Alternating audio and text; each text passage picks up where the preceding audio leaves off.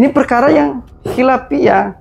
Perkara khilafiyah ini tidak bisa menjadi landasan seseorang untuk menjustifikasi orang lain kufur.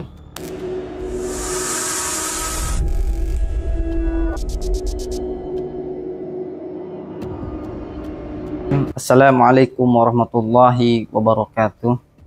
Alhamdulillah wassalatu wassalamu ala Rasulillah Sayyidina wa Maulana Muhammad ibn Abdillah wa ala alihi wa sahbihi wa man wala. La haula wa la quwata illa billah. Rabbi shrah li sadri wa yassir li amri wahlul 'uqdatan min lisani yafqahu qawli.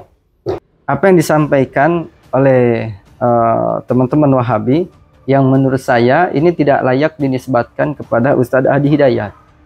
Nah, sebenarnya banyak sekali ya yang mereaksi terhadap video Ustadz Adi Hidayat, tapi ada satu Ustadz yang sangat fatal kalau menurut saya menuduh Ustadz Adi Hidayat. Ya, ini di sini kalau saya lihat di medianya, Marjono Al-Atsari. Ia mengatakan bahwa Ustadz Adi Hidayat ini telah kufur atas beberapa poin. Ini artinya mentakfirkan seseorang, kan begitu ya. Di dalam Islam jelas mengkufurkan seseorang itu tidak boleh. Apa yang dia tuduhkan kepada Ustadz Adi Hidayat, pertama menghalalkan musik yang mutlak Allah haramkan. Ini pendapat yang harus dipertanyakan. Kenapa pendapat yang harus dipertanyakan? Coba lihat di Al-Quran. Apakah ada Al-Quran menjelaskan secara mutlak bahwa musik itu adalah haram? Yang jelas tidak ada. Di dalam Al-Quran kita tidak akan menemukan bahwa musik itu haram secara mutlak. Bagaimana kalau di dalam hadis Nabi Sallallahu Alaihi Wasallam ia gunakan satu hadis baginda Nabi Sallallahu Alaihi Wasallam, la yakunanna min ummati qaumun yastahilluna al-khirra wal harir wal khamra wal ma'azib. Hadis ini satu hadis tanpa melihat hadis-hadis yang lain. Artinya, apakah bisa seseorang menghukumi Ustadz Adi Hidayat ini kufur, murtad, nauzubillah ya? Dan menurut pandangan saya, apa yang disampaikan oleh Ustadz Adi Hidayat tidak sampai sejauh itu. Tidak sampai mengeluarkan beliau kepada taraf kekufuran. Justru ini tuduhan yang tidak mendasar. Sebenarnya, di dalam hadis ini masih bisa dijelaskan secara ilmiah. La yakunanna min ummati qaumun yastahilluna al-khirra. Akan datang satu kaum umat Nabi Sallallahu Alaihi Wasallam akan menghalalkan perzinahan.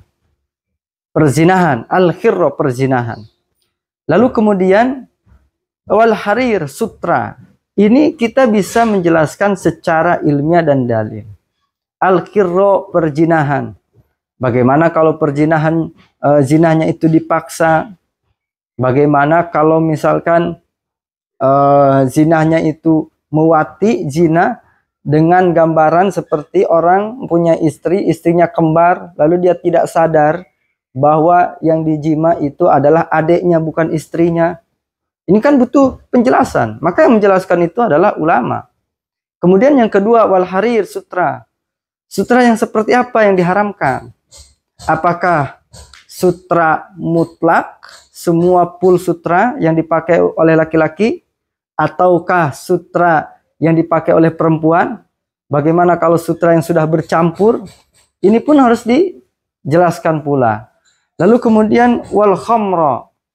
Al khamra di sini khamr yang seperti apa? Bagaimana kalau khamr yang sudah berubah menjadi cuka? Nah, apa itu hukumnya? Jadi tidak mutlak. Kemudian wal ma'azif. Wal ma'azif. Kalau secara bahasa kita artikan alat musik. Bukan musiknya, tapi alat musik gitu ya. Maka di sini pun harus butuh penjelasan. Kenapa kita mengatakan bahwa al ma'azif ini butuh penjelasan? Kita kaitkan dengan kaidah usul fikih. Al ma'azif itu kalimat am. Ya, masih umum, apalagi kalimatnya bentuknya sigat muntahal jumu.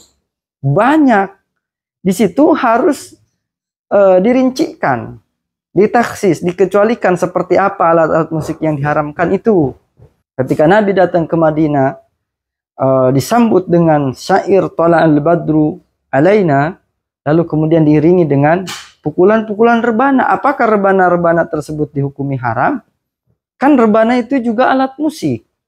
Maka itu harus dijelaskan juga alat musik yang seperti apa. Kita dapat mengambil kesimpulan bahwa apa yang dijelaskan oleh Ustadz Adi Hidayat ini perkara khilafiyah. Ikhtilaf di antara para ulama. Ada ulama fikih mengatakan haram, ada yang mengatakan makruh, ada yang mengatakan tergantung alatnya. Kalau bikin lalai itu bisa jadi haram, kalau tidak bisa makruh. Ada yang membolehkan seperti ulama-ulama tasawuf. Ini perkara yang khilafiyah. Perkara khilafiyah ini tidak bisa menjadi landasan seseorang untuk menjustifikasi orang lain kufur. Para sahabat Nabi Shallallahu Alaihi Wasallam dulu berbeda pandangan. Kemudian kurun tabi'in, banyak yang berbeda pandangan. Kemudian kurun tabi'in, banyak berbeda pandangan di dalam hal furu'iyah. Contoh, seperti masalah tayamum. Pandangan Imam Syafi'i berbeda dengan pandangan Imam Hanbali. Menurut Imam Abu Hanifah, menurut Imam Syafi'i, orang tayamum mengusap tangan sampai sikut. Lain lagi dengan Imam Malik dan juga Imam Hanbali yang mengatakan bahwa tayamum itu sampai pergelangan tangan. Itu kan bahasa khilafiyah. Mereka semua mempunyai landasan dalil. Di dalam hal musik, kata Imam Al-Ghazali bahwa para ulama ini berbeda pendapat. Di antaranya sebagian ulama, Al-Imam Qadi Abu Thayyib At-Tabari, juga Imam Syafi'i, juga Imam Malik, Imam Abu Hanifah, Imam Sufyan, dan lainnya menyatakan bahwa musik hukumnya haram. Berbeda lagi dengan pandangan Al-Imam Abu Thalib Al-Makki.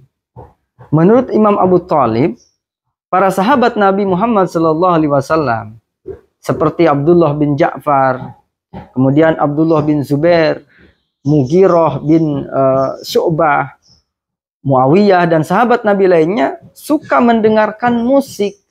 Yang kedua, kata teman Wahabi ini, Ustadz Adi Hidayat ini menurunkan dan mengada-ngada surat musik yang katanya ada di dalam Al-Quran.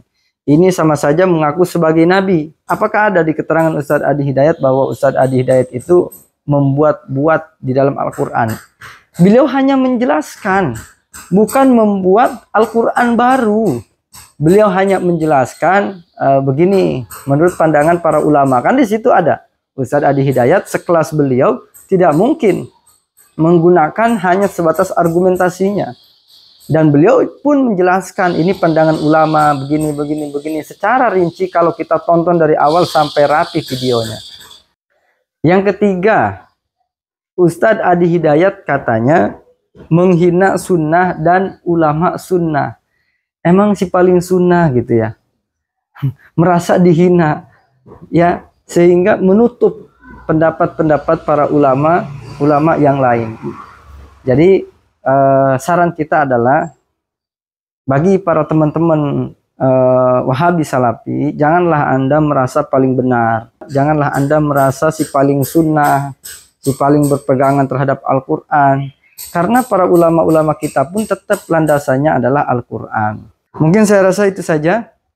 Mohon maaf. Wassalamualaikum warahmatullahi wabarakatuh.